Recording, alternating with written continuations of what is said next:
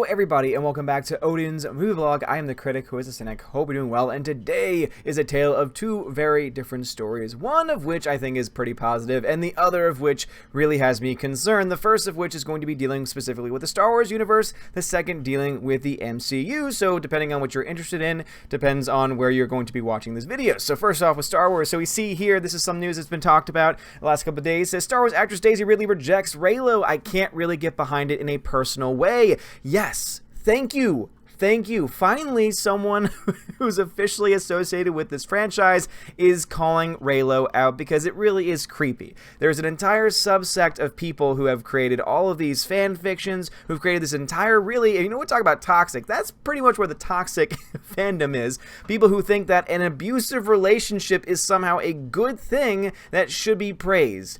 Yeah, that's not healthy. And thank God Daisy Ridley, and it seems like others probably feel the same way, seeing that she is now totally rejecting it. So thank God it seems Reylo is not going to be a thing, and it really should never have been a thing in the first place. So this is again bounding into comics, really great website, where it says Star Wars actor Daisy Ridley roundly rejected the Reylo movement during Star Wars Celebration over the past weekend. During an interview, Ridley was asked about how she knew about Reylo and if she was a supporter. She says, "I do know about Reylo. I don't know how I feel about it because everyone is talking about the toxic thing of a relationship when it's essentially emotional. It's a tricky road."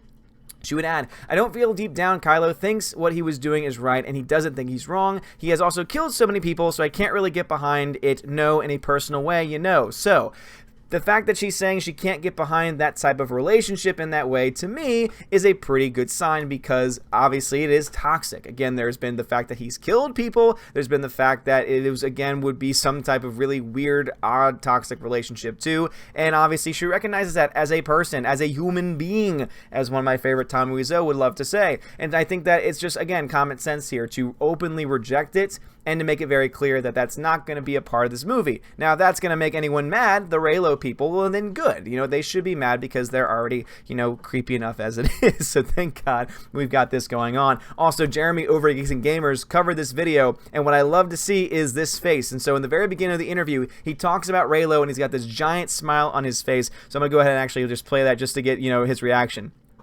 Because he is, talking about this. He's very excited. Look at that. Look at that face. He's so excited. He's so happy. And then she's like, wait a minute. No, that's not really a good thing. And then, oh, there it is. Changes. So it goes from, being happy. Look at that, happy. And then as the video goes on, oh boy. Oh no. So this guy is obviously a Reylo supporter, because this is the guy that said, oh my gosh, have you heard about Reylo? Isn't that awesome? Don't you think that the fan fiction writers and everyone that's been supporting it, sorry, my dog River is trying to get into my lap. Isn't that amazing? And she's saying, no, I'm pretty sure I can't get behind it because it's very toxic. He's killed people. I really can't get behind it in a personal way. And now he is devastated. Again, go check out Jeremy's video on this, because he does a great job of going back and forth, but I hopefully showing you the slow reaction of it. I think this is just even better, because it really does just go to show you that this guy is obviously a Reylo supporter, because he's so happy. Look at it. He's like, ah, yes, Reylo. Oh, let's talk about Reylo. Oh, you're not on board. Now this is awkward. Oh, I'm sorry. Oh no, I'm not happy anymore. Of course, you look at her and she's been consistent throughout, but he is wearing his emotions on his sleeve, obviously a Reylo supporter, and his heart has been broken. Thank God, because that is a story that none of us, most of us, want to actually see, except for the really weird people that for some reason are obsessed with this so-called relationship and a forced child and all that. Oh my God, seriously, don't go into the fan fiction, because it's creepy. And it is absolutely disgusting at that, and has no place in Star Wars. And it's great to hear from the star of the movie, the Mary Sue herself. And again, nothing personally against Daisy Ridley, but I will of course go against her character, because her character is a Mary Sue. It's powerful for no reason. She's become no really great character arc to speak of to this point. And let us just hope that in the future, maybe in episode 9, we finally get an explanation as to why she's powerful. Maybe it's a connection to Palpatine, even though they've already confirmed that Palpatine is actually dead. So which means he's going to be a Force ghost, or they're going to play with clones. I don't know. It's going to be interesting, but it's great to have this nonsense thrown into obscurity. What's not as good is to hear from one of the Russos. And so as I've been saying beforehand, I have always stood by the moniker, in the Russos we trust. And so the Russos show that they cannot make good movies anymore, then I will continue to trust them and think that Endgame will be great. Now, this doesn't totally go away and doesn't totally give away, it doesn't totally destroy the faith that I have in the Russos, because this is just one of the Russos. And it's, I think, honestly, what many people in Hollywood, including some of the best directors, some of your favorite directors or even actors, probably think it's just unfortunate that we have him speaking about it. Now, of course, I'm going to get attacked for this because people are going to try and spin this saying, are you saying you're not for inclusion? Are you saying that you don't care about diversity?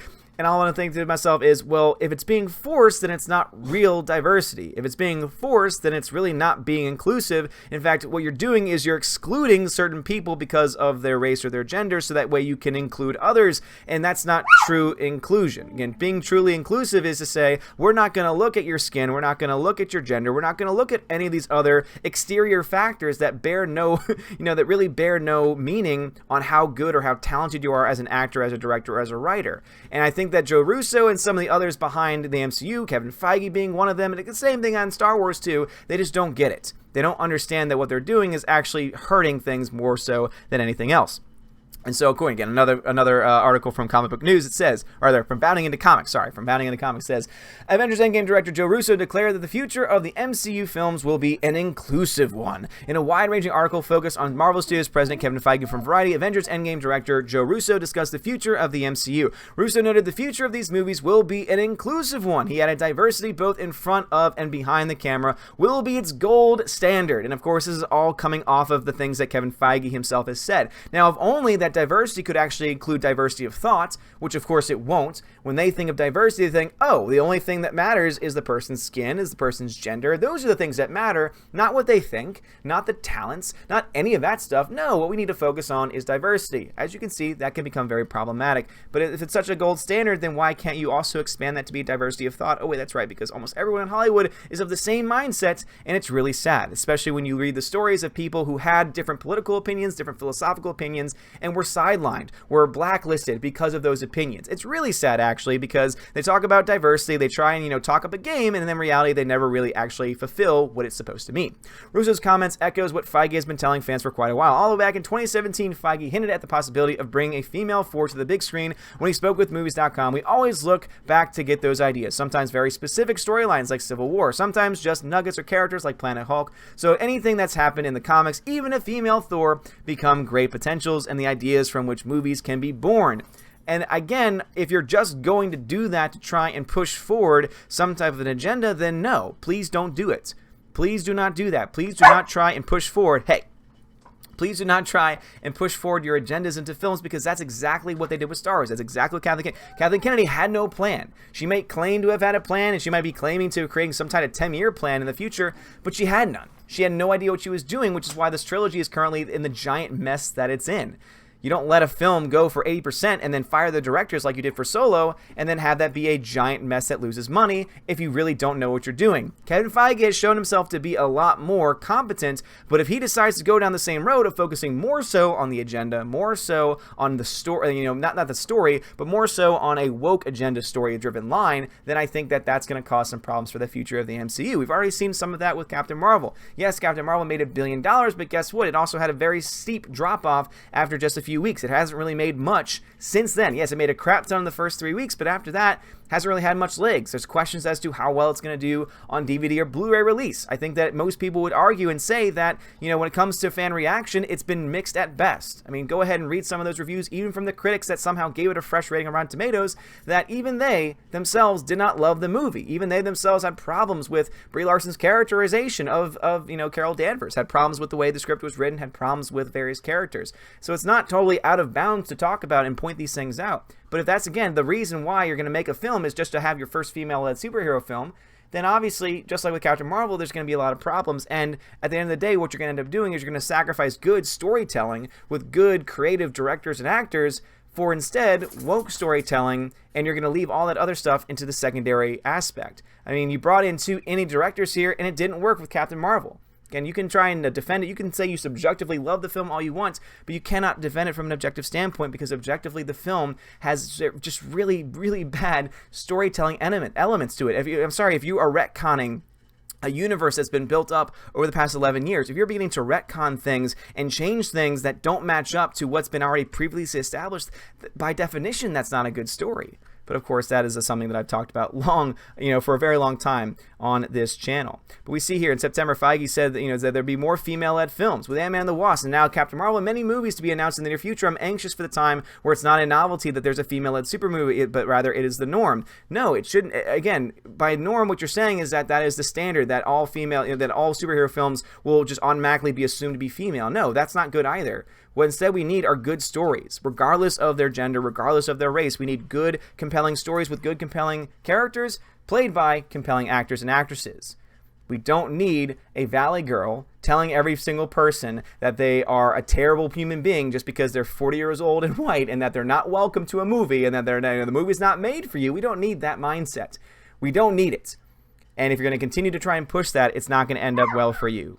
But anyway, what are y'all's thoughts about all of this stuff? I mean, again, that's the whole reason why the Eternals is already having a lot of questions and doubts in my mind, because they're going to try and turn a character into an LGBTQ, plus whatever the acronym is these days, character, and the character was not that in the comics. They're going to basically change the sexual orientation of one of the Eternals, and I don't think that's a good thing. I don't think you should be changing things, and I don't think you should be trying to, take things in that direction. Instead, how about you go to the vast library of characters, especially, with X-Men, go to characters that have been pre-established as being, of a certain background, of a sexual, of a certain orientation, or a certain background or gender, and then go with those characters and see what happens. But don't just say that they're going to be successful because of the diversity in front of or behind the camera. Instead, say we're going to pick the best people for this role, regardless of their gender, regardless of their race, because that is what you've been doing up to this point. You've been choosing the best people for the jobs, and that's why it's been so successful, and that's why Captain Marvel has me so concerned, because they didn't do it for that,